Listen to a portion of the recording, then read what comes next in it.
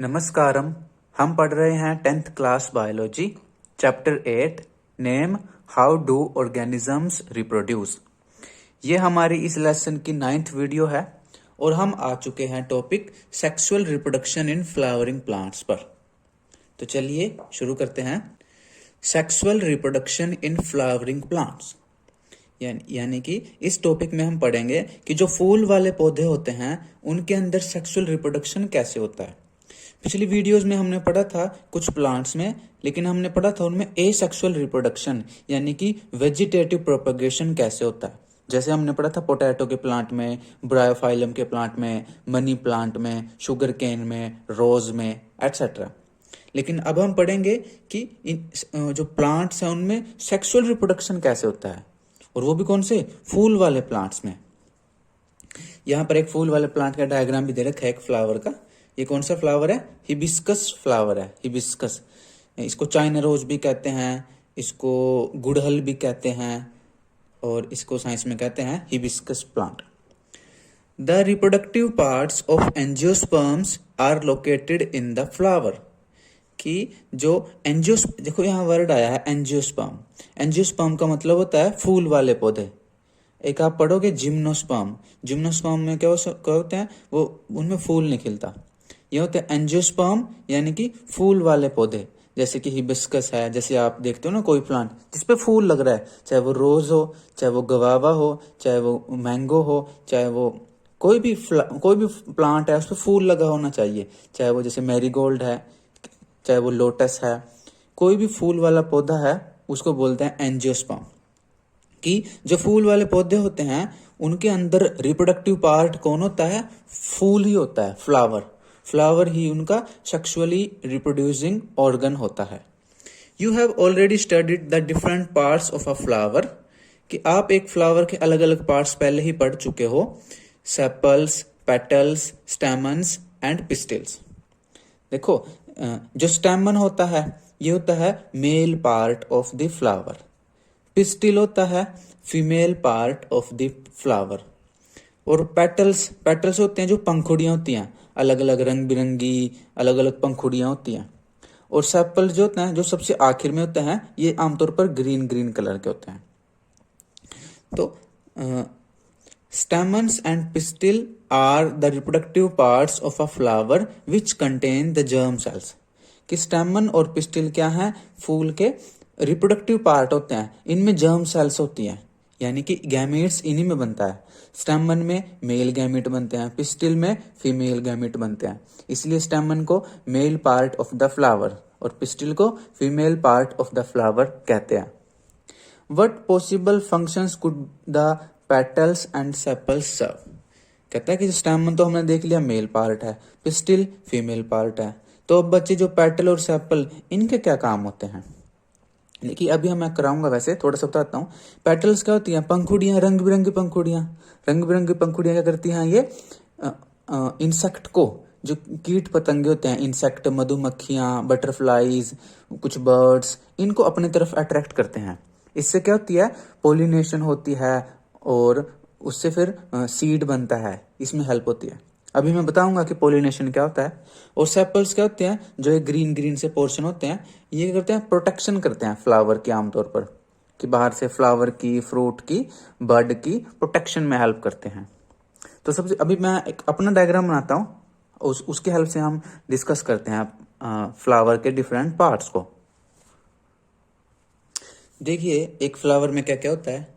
Flower में अगर मैं एक कॉमन सा एक फ्लावर बनाने की कोशिश करूं, या अगर मैं हिबिस्कस का फ्लावर बनाने की कोशिश करूं, तो बीचों बीच कुछ ऐसा ऐसा होता है।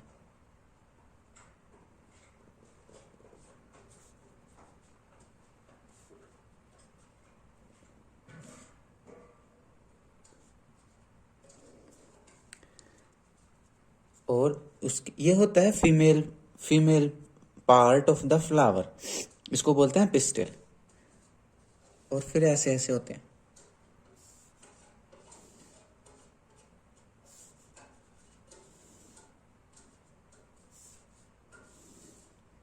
ये बन गए स्टेमन, यानी कि mail part of the flower. इसके अलावा पंखुड़ियां होती हैं जिनको बोलते हैं पेटल्स। मैं यहाँ पर 2 पंखुड़ियाँ बना रहा हूँ, कई सारी होती हैं वैसे तो, ऐसे। और उसके बाद सबसे बाहर की तरफ कौन होते हैं?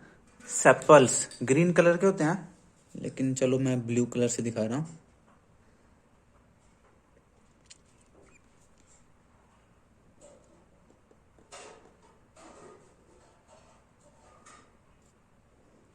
और ऐसे फिर फ्लावर, ऐसे इसकी डंडी होती है जो लगा होता है। तो क्या क्या होते हैं, ये जो पोर्शन है ना, ये इसको बोलते हैं, ब्लैक पेन से लिखते हैं, इसको बोलते हैं स्टिग्मा। ये जो है ये वाला पोर्शन, इसको बोलते हैं स्टिग्मा। क्या बोलते हैं? स्टिग्मा। और ये स्टिग्मा के नीचे जो डंडा सा है और यहां तक, इसको, इतने पोर्शन को, इसको बोलते हैं स्टाइल।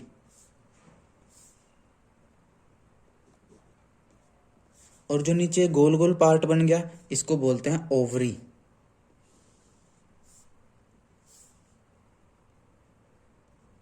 ओवरी। और तीनों को मिला करके, स्टिग्मा, स्टाइल, ओवरी, तीनों को मिला करके बोलते हैं पिस्टिल। पिस्टिल यानी कि female part of the flower. इसके बाद जो ये बने आपके, ये जो है, इसको बोलते हैं एंथर। क्या बोलते हैं? एंथर।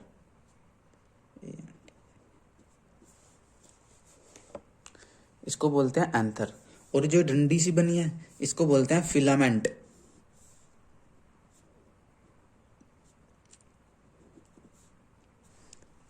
और एंथर और फिलामेंट दोनों को मिलाकर बोलते हैं mail part of the flower, यानी कि स्टैमन। अब जो बची है आपकी ये पंखुड़ियां, इनको बोलते हैं पेटल्स। ये जो है पंखुड़ियां, इनको बोलते हैं पेटल्स। ये वाइट भी हो सकती हैं, दूसरे कलर की भी हो सकती हैं। जैसे रोज में देखो आप, गुलाबी रोज, येलो फ्लावर है तो येलो। आमतौर पे जैसी पंखुड़ियां होते हैं वैसे फ्लावर दिखता है। अगर आपको ब्लैक फ्लावर दिख रहा है तो ब्लैक पंखुड़ियां हैं, ब्लैक पेटल्स हैं। सरसों का देखो येलो येलो होते हैं, वहां पर येलो पेटल्स होते हैं।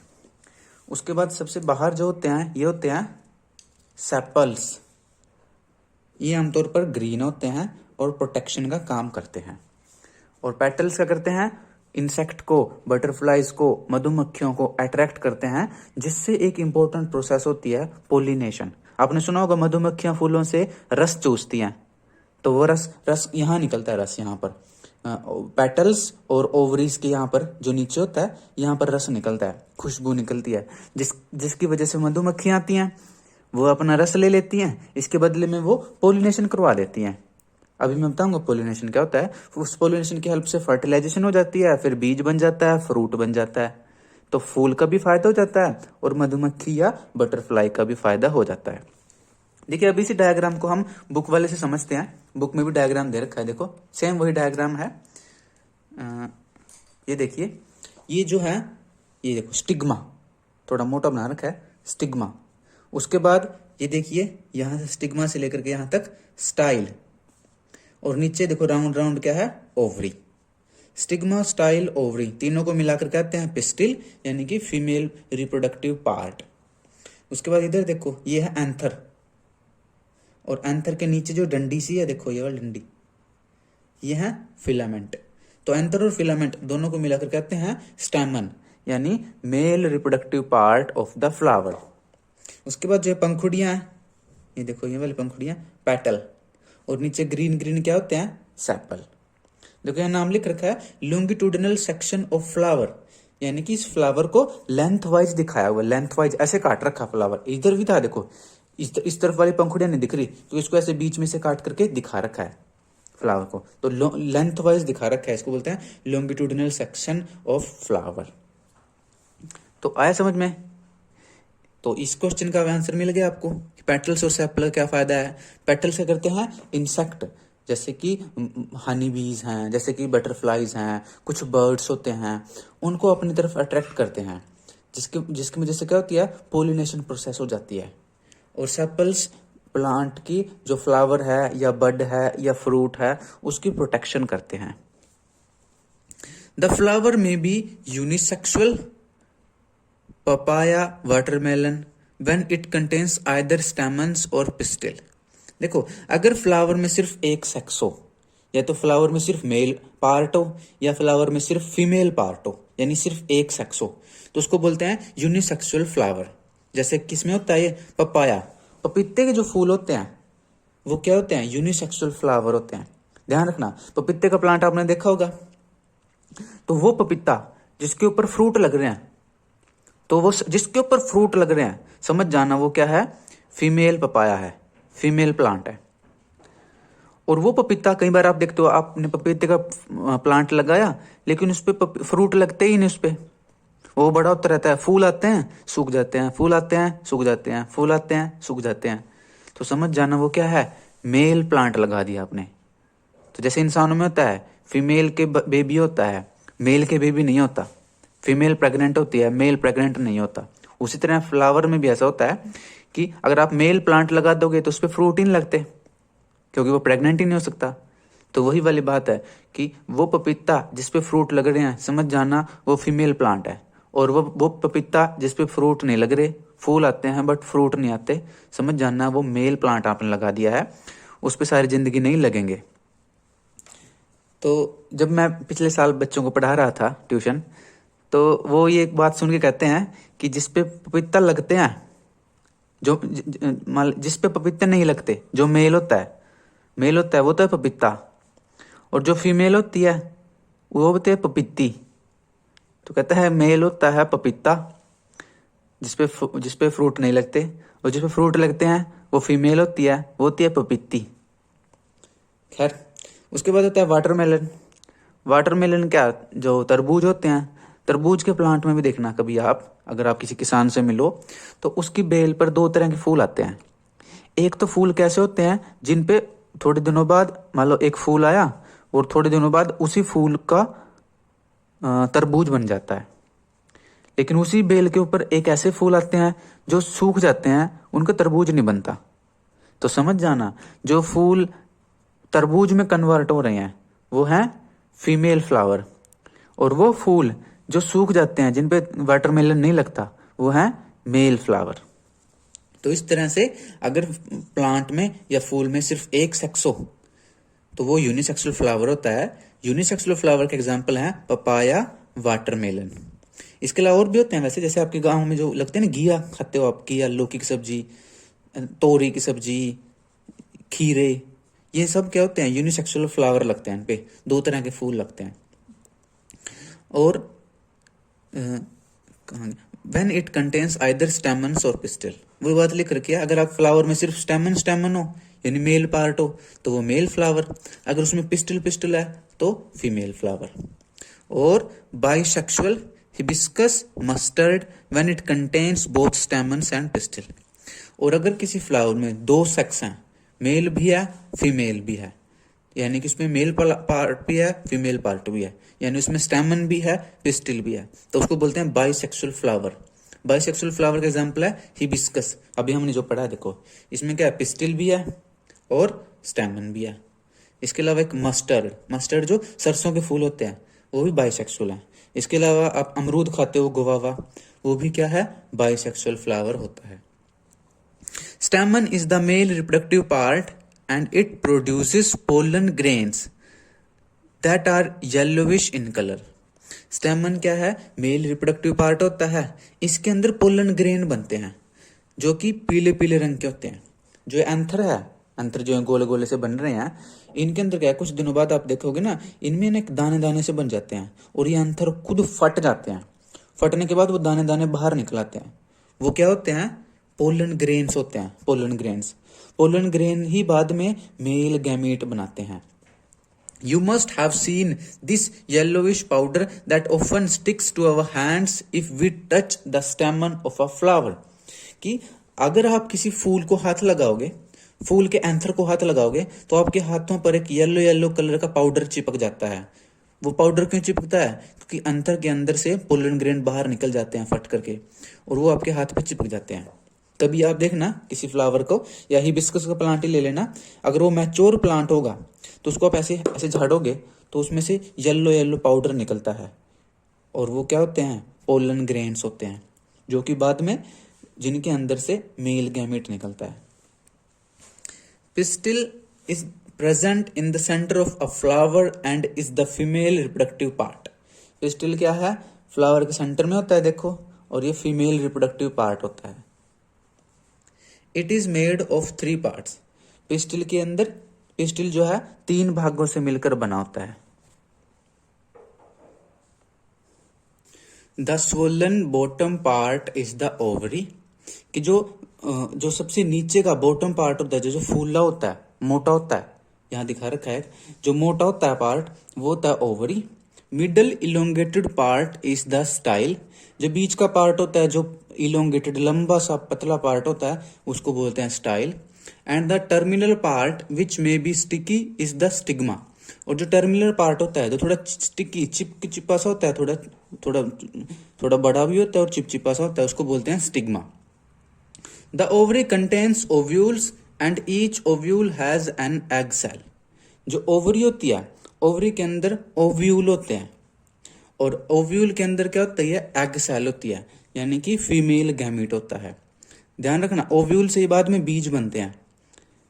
The male germ cell produced by pollen grain fuses with the female gamete present in the ovule, कि जो दोबारा पढ़ते हैं, the male germ cell produced by pollen grain fuses with the female gamete present in the ovule, कि जो pollen grain के अंदर से जो मेल गैमीट निकलता है वो जा करके फीमेल गैमीट के साथ फ्यूज कर जाता है, मिल जाता है।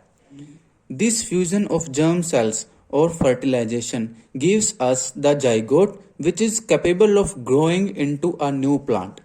अब मेल गैमीट और फीमेल गैमीट की फ्यूजन से क्या होता है, इस प्रोसेस को बोलते हैं फर्टिलाइजेशन। इससे क्या बनता है, जाइगोट बनता है।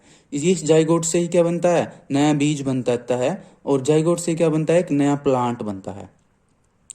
तो ये फर्टिलाइजेशन कैसे होती है, अच्छा ये फर्टिलाइजेशन जो है इसका एक नाम और होता है सिनगैमी भी कहते हैं इसको, सिनगैमी, SYNGAMY, सिनगैमी। अब मैं इसको डायग्राम की हेल्प से समझाता हूं कि क्या हुआ है, फिर हम आगे पढ़ेंगे कि ये फर्टिलाइजेशन होती कैसे है।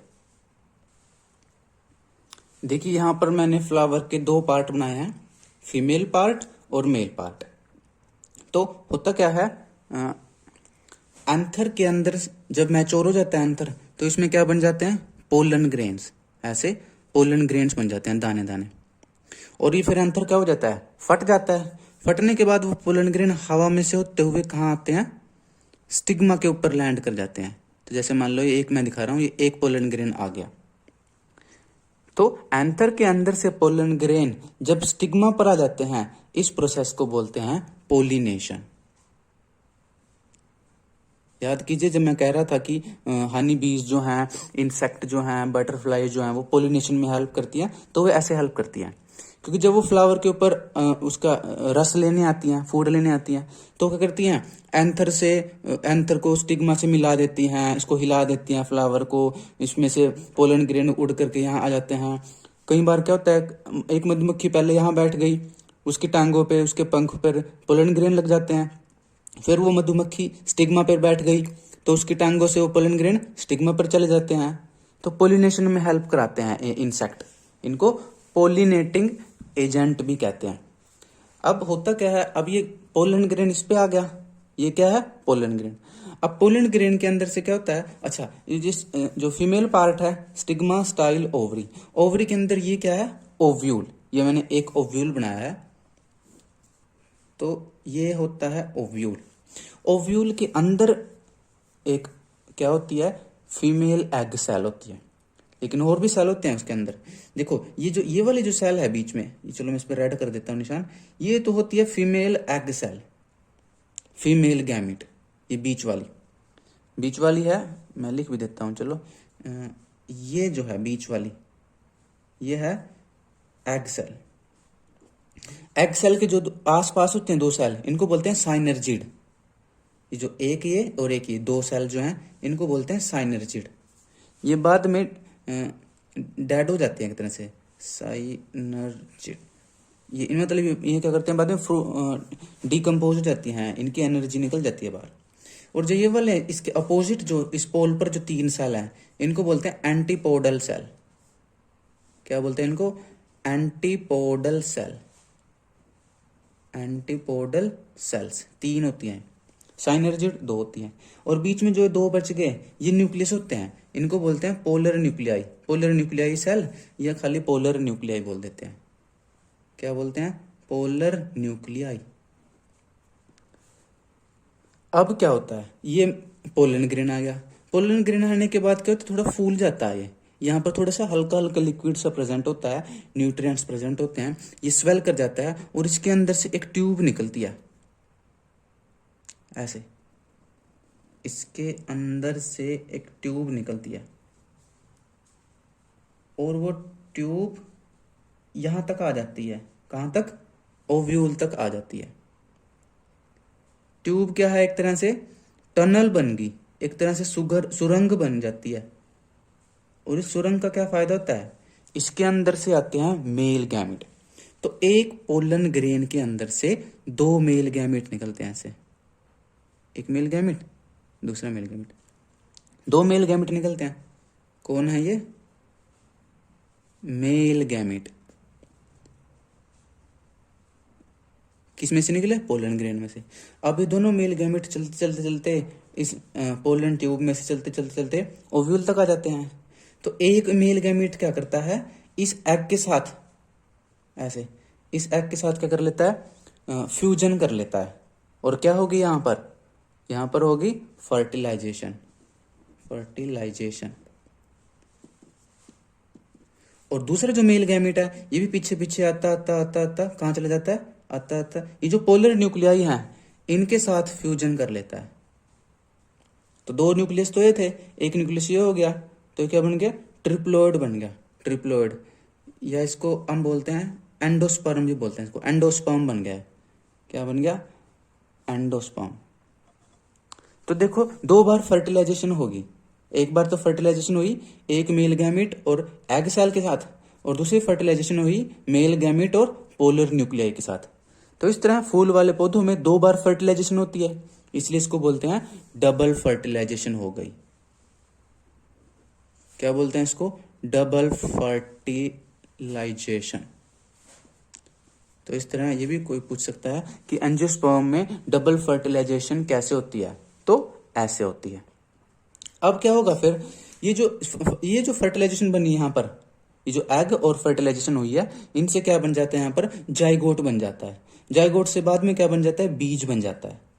और जो एंडोस्पर्म है और जो एंडोस्पर्म है, चलो यहाँ से देखते हैं। ये तो जाइगोट बन गया। ये जो साइनर्जिड है ये भी क्या हो जाती हैं, बाद में डेड हो जाती हैं। और जो एंटीपोडल सेल है ये भी बाद में डेड हो जाती हैं। बीच में जो पोलर न्यूक्लियाई और जो मेल गैमेट से जो बना एंडोस्पर्म, ये क्या करता है, फ्रूट बनाता है। जो आप खाते हो ना फ्रूट, मीठा मीठा खट्टा मीठा, जो भी खाने की जो मटेरियल, खाने का मटेरियल आप खाते हो बीज के ऊपर वो सारा मटेरियल बनता है एंडोस्पर्म से, फूड से बन जाता है। थोड़े दिनों बाद क्या होता है, ये भी सूख जाता है, ये स्टिग्मा स्टाइल सब सूख जाते हैं, एंथर सूख जाते हैं, पेटल सूख जाते हैं, बस ये रह जाएगी ओवरी। और ओवरी क्या बन जाती है, पक जाती है, और पक के क्या बन जाती है, फ्रूट बन जाती है। इसलिए फ्रूट क्या होता है, राइपन्ड ओवरी, राइप ओवरी फ्रूट होती है। और जो बीच में ओव्यूल था ये ओव्यूल क्या बन जाता है, बीज बन जाता है। ये सारा बीज बन जाएगा और ये ऊपर खाने वाला सामान फ्रूट बन जाएगा, और बाकी सारे जो पार्ट हैं वो सूख कर गिर जाते हैं। तो अब हम इस प्रोसेस को बुक में से पढ़ते हैं।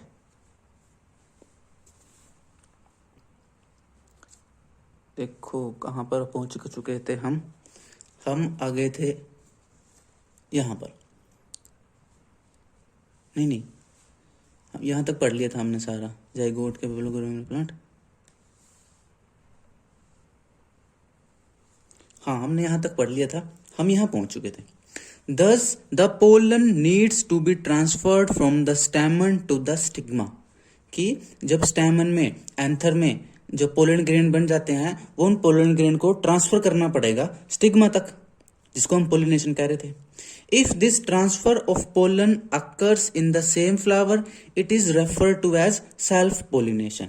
अच्छा देखो, जब एंथर में से पोलन ग्रेन निकल करके स्टिग्मा पर जाता है वो तो है पोलिनेशन, और सेल्फ पोलिनेशन क्या है कि जब पोलिनेशन एक फ्लावर के अंदर हो रही है उसको सेल्फ पोलिनेशन कहते हैं। यानी कि एक फ्लावर था, उसी के स्टेमन में से पोलन ग्रेन निकल करके उसी फ्लावर के स्टिग्मा पर चला जाए तो उसको बोलते हैं सेल्फ पोलिनेशन। यानी ये बाइसेक्सुअल फ्लावर में होता है जिनपे मेल और फीमेल दोनों पार्ट होते हैं। तो सेल्फ पोलिनेशन क्या होती है, जब एक फ्लावर के एंथर में से पोलन ग्रेन निकल करके उसी फ्लावर के स्टिग्मा पर जाके लैंड कर जाए तो उसको बोलते हैं सेल्फ पोलिनेशन। यानी कि जब एक फ्लावर के अंदर ही पोलिनेशन हो रही हो तो सेल्फ पोलिनेशन कहते हैं। On the other hand, if the pollen is transferred from one flower to another, it is known as cross pollination. लेकिन दूसरी तरफ से अगर जो पोलिनेशन दो फूलों के बीच में हो रही है उसको बोलते हैं क्रॉस पोलिनेशन। यानी कि एक फूल के एंथर में से पोलन ग्रेन निकल करके हवा में उड़ करके किसी दूसरे फूल के स्टिग्मा पर जाकर चिपक जाए तो उसको बोलते हैं क्रॉस पोलिनेशन। एक बार और, कि एक फ्लावर के एंथर में से पोलन ग्रेन निकल करके किसी भी तरीके से किसी दूसरे फ्लावर के स्टिग्मा पर जाके लैंड कर जाए तो उसको बोलते हैं क्रॉस पोलिनेशन। या इसको हम कहेंगे कि जब दो डिफरेंट फ्लावर के बीच में पोलिनेशन होती है तो उसको बोलते हैं cross pollination. This transfer of pollen from one flower to another is achieved by agents like wind, water और एनिमल्स। कि ये क्रॉस पोलिनेशन कैसे होती है कि जब एक फ्लावर के पोलन ग्रेन दूसरे फ्लावर पर जाते हैं तो उसको कौन हेल्प करता है, कोई एजेंट हेल्प करते हैं। जैसे विंड, हवा हेल्प करती है। कैसे, हवा चल रही है, फूल हिल रहे हैं तो एक फ्लावर के एंथर में से पोलन ग्रेन को हवा उड़ा के ले जाती है और जाकर के आगे किसी दूसरे फ्लावर के स्टिग्मा पर छोड़ देती है तो होगी क्रॉस पोलिनेशन। वाटर की हेल्प से होती है, जैसे तालाब वगैरह में कोई फ्लावर लग रहे हैं या बरसात का मौसम है, बरसात के मौसम में क्या है, बारिश की मदद से पोलन ग्रेन पानी में घुल गए और वो पानी में बहते बहते किसी दूसरे फ्लावर के स्टिग्मा तक पहुंच जाते हैं, उसको भी क्या कहते हैं, क्रॉस पोलिनेशन। तो यहाँ पर वाटर एजेंट है। एनिमल्स एजेंट हैं, जैसे कि हमने बात की थी मधुमक्खियों की। मान लो मधुमक्खी आज आपके खेत में बैठी है और आपके खेत में जब आपके फ्लावर पे बैठी हो तो फ्लावर से पोलन ग्रेन उसकी टांगों पर चिपक गए। अब वो वहां से उड़ करके किसी पड़ोसी के खेत में चली गई और वहां पर किसी फूल के ऊपर बैठ गई।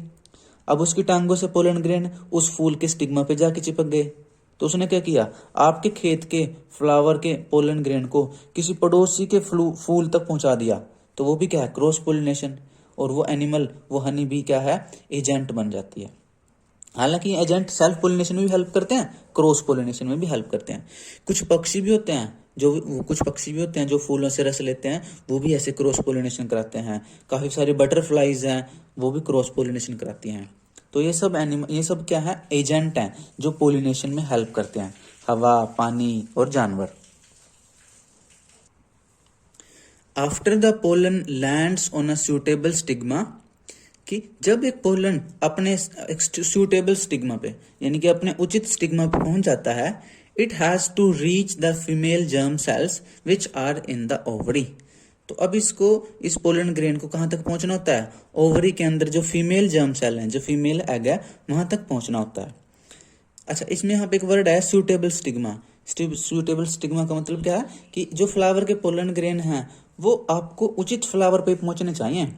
यानी ऐसे नहीं कि जैसे मान लो अभी आपने क्या किया, सरसों के फूल के पोलन ग्रेन को निकाल करके आपने क्या किया, मटर के फूल के स्टिग्मा पे डाल दिया, तो वहां पर वो फर्टिलाइजेशन नहीं कर पाते। क्यों? क्योंकि मटर का फूल क्या है, अलग स्पीसीज है, सरसों का फूल क्या है, अलग स्पीसीज है। इसी तरह आप समझो कि टमाटर के फूल के पोलन ग्रेन उड़ करके अगर किसी अमरूद के फूल के स्टिग्मा पे चले जाएं तो भी वहां पर वो फंक्शन नहीं कर पाते हैं, क्योंकि अमरूद का फूल एक अलग स्पीसीज है, टमाटर का प्लांट एक अलग स्पीसीज है। तो यहाँ देखो सूटेबल स्टिग्मा इसलिए लिखा है कि सेम स्पीसीज पे पहुंचने चाहिए। टमाटर के पोलन ग्रेन टमाटर वाले फूल पे ही चलेंगे, अमरूद के पोलन ग्रेन अमरूद वाले फूल पे ही फंक्शन करते हैं। तो अब जब पोलन ग्रेन पहुंच गए स्टिग्मा पर, अब वहां से क्या है, उनको ओवरी तक जाना पड़ेगा जहां तक फीमेल एग सेल है। तो उसके लिए क्या करते हैं वो, for this a tube grows out of the pollen grain and travels through the style to reach the ovary. इसके लिए क्या करते हैं कि देखो यहाँ पर डायग्राम में भी बहुत अच्छे से समझा रखा है कि स्टिग्मा के ऊपर ये पोलन ग्रेन आए, पोलन ग्रेन में से एक ट्यूब निकलती है और वो ट्यूब जाती जाती जाती जाती फीमेल एग सेल तक चली जाती है, ओव्यूल तक चली जाती है। After fertilization, the zygote divides several times to form an embryo within the ovule. Fertilization होने के बाद जाइगोट बनता है और फिर जाइगोट डिवाइड करना शुरू कर देता है और वो क्या बना देता है, एक एम्ब्रियो बना देता है। यहीं पर ओव्यूल के अंदर ही वो एम्ब्रियो बना देता है। यहाँ भी देखो वही सेल दिखा रखे हैं। ये बीच में क्या है, फीमेल सेल, हालांकि यहाँ नाम नहीं लिखे हैं। साइड में कौन है, साइनर्जीड। बीच में देखो ये दो पोलर न्यूक्लियाई और ऊपर कौन है, एंटीपोडल सेल। ये है ओव्यूल, ये है ओवरी। तो नीचे लिख भी रखा है germination of pollen on stigma. The ovule develops a tough coat and is gradually converted into a seed. कि ओव्यूल क्या होता है, इस पे एक हार्ड सी कवरिंग आ जाती है और ये बीज बन जाता है। देखो अब ज्यादातर बीजों के ऊपर क्या होती है, एक हार्ड सी कवरिंग होती है। The ovary grows rapidly and ripens to form a fruit. कि ओवरी जो है, ये ओवरी ये भी डिवाइड करना स्टार्ट कर देती है और राइप हो जाती है, पक जाती है और क्या बना देती है, फल बना देती है, फ्रूट बना देती है। Meanwhile, the petals, sepals, stamens, style and stigma may shrivel and fall off. इस दौरान क्या होता है, जो पंखुड़ियां होती हैं, सेपल होते हैं, स्टेमन, स्टाइल, स्टिग्मा, ये सब मुरझा जाते हैं और टूटकर फ्लावर से अलग हो जाते हैं। Have you ever observed any flower part still persisting in the fruit? कि क्या आपने देखा है कि फूल का कोई ऐसा पार्ट जो टूट के ना गिरता हो और चिपका रहता हो। ये पेटल सेपल्स ये तो गिर जाते हैं। कि क्या किसी केस में आपने देखा है कि इनमें से कोई प्लांट कोई पार्ट टूट कर ना गिरता हो और चिपका रहता हो। तो इसका आंसर है यस। टमाटर के केस में ऐसा होता है। टमाटर देखना आप, टमाटर के अंदर सेपल चिपके रहते हैं। अगर आप देखोगे टमाटर को पीछे से, अगर आप ऐसे देखो तो टमाटर कैसा होता है, ऐसे डंडी सी लगी होती है और उसके ऊपर आप ऐसे देखो कैसे से बना होता है और फिर ऐसे टमाटर होता है। तो ऐसे यहाँ पर ग्रीन ग्रीन सा पार्ट चिपका रहता है ऐसे। बैंगन के केस में भी ऐसे होता है, बैंगन के केस में भी होता है ऐसे, और टमाटर के केस में भी होता है ऐसे। तो ये क्या होते हैं, सेपल होते हैं, ये चिपके रहते हैं।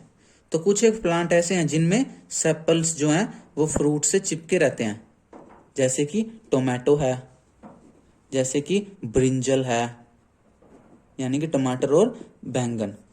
तो और बाकी काफी सारे फ्लावर्स में ये टूटकर गिर जाते हैं, सेपल्स टूटकर गिर जाते हैं। जैसे अमरूद है उसमें टूटकर गिर जाते हैं। Try and work out the advantages of seed formation for the plant.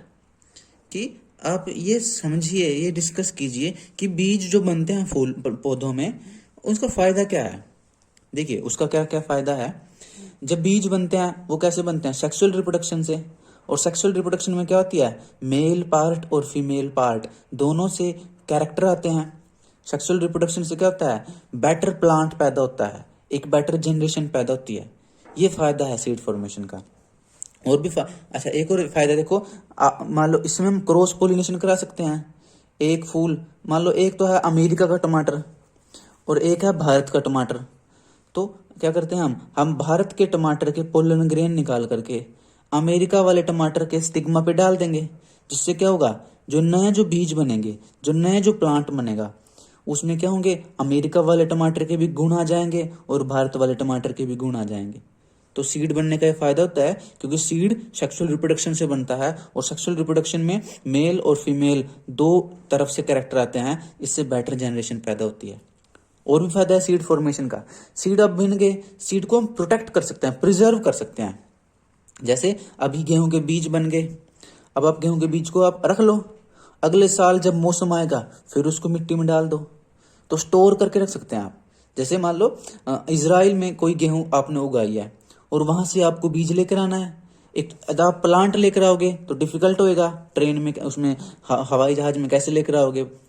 लेकिन अगर आप इजराइल वाले गेहूं का बीज ले आओ और उसको भारत में आके बो दो उसको, तो क्या है, ट्रांसपोर्ट करना आसान है बीज को, उसको प्रोटेक्ट करना आसान है। हम एक बीज को कई साल तक बो सकते हैं। जैसे आपने आपकी बार गेहूं उगाई, इसको आप 5 सालों तक संभाल के रखो, 5 साल बाद भी इसको आप मिट्टी में उगा सकते हो। तो सीड फॉर्मेशन का ये फायदा होता है। सीड हल्के होते हैं, हवा इनको उड़ा के ले जाती है, दूर दूर तक मिट्टी में चले जाते हैं। तो जंगल में एक प्लांट के सीड हवा में उड़ उड़ करके काफी दूर तक फैल जाते हैं और काफी सारे प्लांट जंगल में उग आते हैं। The seed contains the future plant or embryo which develops into a seedling under appropriate conditions।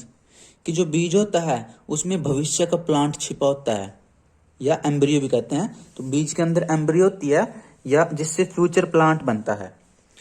अब ये बीज से कब बनेगा प्लांट? जब इसको अप्रोप्रिएट कंडीशन, उचित परिस्थितियां मिलेंगी। जैसे आपके घर में अनाज की टंकी होती है, उसमें गेहूं डली होती है, लेकिन गेहूं में प्लांट नहीं उगता क्योंकि वहां पर उचित कंडीशन नहीं है, अप्रोप्रिएट कंडीशन नहीं है। आप क्या करो, उस गेहूं को निकाल लो वहां से और गीली मिट्टी में डाल दो। गीली मिट्टी में आप देखोगे कि बीज में से प्लांट निकल आते हैं, क्योंकि वहां पर उचित तापमान, उचित पानी, मॉइस्चर, न्यूट्रिएंट सब मिल जाते हैं। तो एक बीज तब तक पड़ा रहता है, तब तक नहीं उगता जब तक उसको अप्रोप्रिएट कंडीशन नहीं मिलती। जैसे ही उसको उचित परिस्थितियां मिलती हैं, वो बीज में से प्लांट निकल आता है। बड़े बड़े प्लांट देखे हैं आपने, वो कहां से निकलते हैं? एक छोटे से बीज से ही शुरुआत करते हैं। This process is known as germination. कि जब बीज से एक छोटा सा सीडलिंग, एक छोटा सा प्लांट तैयार होता है बीज से, उसको बोलते हैं जर्मिनेशन। हिंदी में कहते हैं इसको अंकुरण। जर्मिनेशन के ऊपर एक एक्टिविटी है, एक्टिविटी 8.7, इसको पढ़ते हैं। देखिए अब आ जाती है एक्टिविटी 8.7। इसमें जर्मिनेशन प्रोसेस को समझाया हुआ है। आप लोग में शायद काफी लोग खाते भी हो। हाँ, आपने सुना होगा कि कुछ लोग रात को चने भिगो देते हैं, दाल भिगो देते हैं, जब उनमें सुबह उनमें स्प्राउट निकल आते हैं तो वो स्प्राउट खाते हैं। तो वो क्या है? जर्मिनेशन की प्रोसेस ही है। वो काफी न्यूट्रिशन वाले होते हैं। तो वो हम पढ़ते हैं, इस एक्टिविटी 8.7 को पढ़ते हैं, फिर हम आगे डिस्कस करेंगे। Soak a few seeds of Bengal gram chana and keep them overnight. कि अब जो चने होते हैं, काले चने ले लो या चने ले लो, उसको आप एक रात के लिए पानी में भिगो दीजिए। Drain the excess water and cover the seeds with a wet cloth and leave them for a day. अब अगले दिन क्या कीजिए, आप उसमें से फालतू पानी को निकाल दीजिए और उसको आप एक गीले कपड़े में उन चनों को ढक करके कवर करके रख दीजिए। एक दिन और के लिए उसको छोड़ दीजिए। Make sure that the seeds do not become dry. अपने ध्यान रखना है कि बीज जो है सूखे ना। आप क्या कीजिए, 2-4 घंटों बाद उस जो कपड़े के ऊपर धीरे धीरे पानी के छींटे मारते रहिए, ताकि कपड़ा गीला रहे और बीज भी मॉइस्चर में रहे। Cut open the seeds carefully and observe the different parts. फिर क्या कीजिए, 1 या 2 दिन बाद उन बीजों को काटिए और उनके अंदर के डिफरेंट डिफरेंट पार्ट्स को स्टडी कीजिए। Compare your observations with the figure 8.9 and see if you can identify all the parts. और आप जो जर्मिनेशन तैयार करोगे, जो उसको आप जो चने को काट कर देखोगे, उसको आप 8.9 डायग्राम से कंपेयर कीजिए कि देखिए क्या आपको भी ये सारे वाले पार्ट आपको दिखाई दे रहे हैं। तो इस डायग्राम के अंदर देखिए, ये चना है, ये बंद चना है, ठीक है। और ये क्या है, इस चने के अंदर 2 भाग होते हैं, उनको बोलते हैं कोटिलीडन।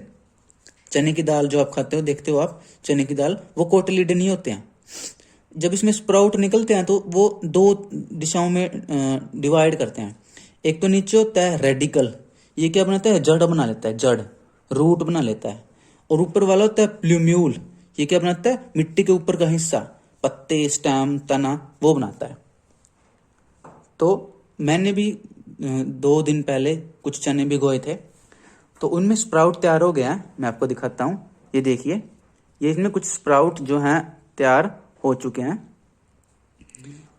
हालांकि अगर इनको 1-2 दिन और रखें तो बड़े हो जाएंगे स्प्राउट, लेकिन अब मैं इनको दिखाता हूं आपको कि हम इस डायग्राम के साथ अपने कंपेयर करने की कोशिश करेंगे।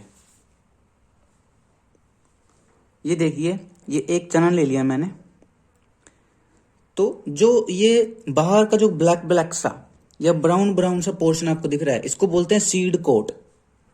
ठीक है, इसको बोलते हैं सीड कोट। ये स्प्राउट निकल गया, देखो ये 3 दिनों में निकला इतना बड़ा। आप भी इसको कर पे करके देख सकते हो। और ये है ब्राउन, इसको बोलते हैं सीड कोट। अब मैं सीड कोट को सेपरेट कर रहा हूं। ये देखिए, ये सारी जो ब्राउन ब्राउन है, ब्लैकिश ब्लैकिश, ये सीड कोट है। देखिए, ये देखिए, ये मैंने सीड कोट अलग कर दिया, ठीक है, ये सीड कोट है। अब देखिए, ये है चना अंदर से। जो ये येलो येलो दिखाई दे रहे हैं कोटलीडन है, 2 हैं। देखो डायग्राम में 2 दिखाए हुए थे, तो देखो 2 है। ये देखिए, ये देखिए, ये सेपरेट हो जाते हैं। ये देखिए, ये क्या है, 2 कोटलीडन है, जो आपके डायग्राम में भी दिखा रखे हैं बुक के, 2 कोटलीडन, इसलिए इसको बोलते हैं डाइकोटिलीडन। ऐसे प्लांट जिनके बीच में 2 कोटलीडन होते हैं उनको बोलते हैं डाइकोट प्लांट, डाइकोटिलीडन। अब इसको अब ऐसे करके देखिए, अब आपको 2 स्ट्रक्चर दिखाई दे रहे होंगे इसके अंदर। एक तो नीचे नीचे जा रहा है, ये क्या बनाएगा, रूट बनाएगा। और एक छोटा सा ऊपर की तरफ निकल रहा है, ये बनाएगा शूट, यानी कि तना, पत्ते, हरे पत्ते। तो ये जो नीचे ये मेरी तरफ हो रहा है, ये वाला, ये कहाँ जाएगा, मिट्टी में, और रूट बना देगा। और जो छोटा सा स्ट्रक्चर ऊपर की तरफ है, ये जाएगा हवा में, सूरज की तरफ, और ये प्लांट बना देगा, स्टेम बना देगा, लीव्स बना देगा। ध्यान से देखिए, दिख रहा है आपको। तो ये थे जर्मिनेशन प्रोसेस। ये मेरे से टूट गया, देखो कोटिलेडन टूट गया, ये स्प्राउट है, ठीक है। चलो टूट गया भी अच्छी बात हो गया। ये इसको मैं दिखाता हूँ आपको। ये देखिए, ये यहाँ दिखा रखा है, कहाँ गया,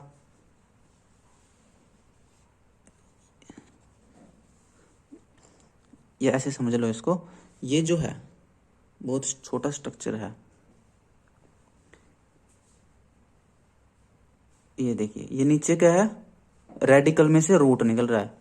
यहाँ पर ये क्या है, रेडिकल, रूट निकल रही है, और ऊपर प्लूम्यूल, शूट निकल रही है। देखिए, ये एक और मैं चैनल लेकर आया हूँ, इसमें भी स्प्राउट ऐसे ही कोटलीडन है, और यहाँ से ये रूट रेडिकल है। रूट वाला जल्दी निकल जाता है। यहाँ से, अब यहाँ से फट रहा है, ये देखो, यहाँ से निकलेगा ऊपर, प्लूम्यूल में से शूट वाला निकलेगा। इस बीज को आप जैसे मर्जी उगा दो, रूट हमेशा नीचे ही जाती है, और प्लूम्यूल में से जो प्लांट, जो तना है, वो हमेशा ऊपर सूरज की तरफ ही उगता है। तो ये तो था हमारा आज का टॉपिक। हमने पढ़ा कि फूल वाले प्लांट में कैसे रिप्रोडक्शन होती है, और बीज कैसे बनता है, और जर्मिनेशन कैसे होती है। मैं रिक्वेस्ट करता हूं कि आप इस टॉपिक को अपनी एनसीईआरटी बुक से जरूर पढ़िएगा। इसके अलावा एक रिक्वेस्ट मैं और करता हूं कि आप अपने घर की छत पर मिट्टी के एक कटोरे में पानी रखिएगा, और 1 मुट्ठी अनाज पक्षियों के लिए जरूर रखिएगा, ताकि वो पानी पी सकें और अनाज दाने खा सकें। इसके लिए मैं आपका बहुत आभारी रहूंगा। मिलेंगे अगली वीडियो में अगले टॉपिक के साथ। तब तक के लिए स्टडी जॉयफुली एंड नमस्कारम।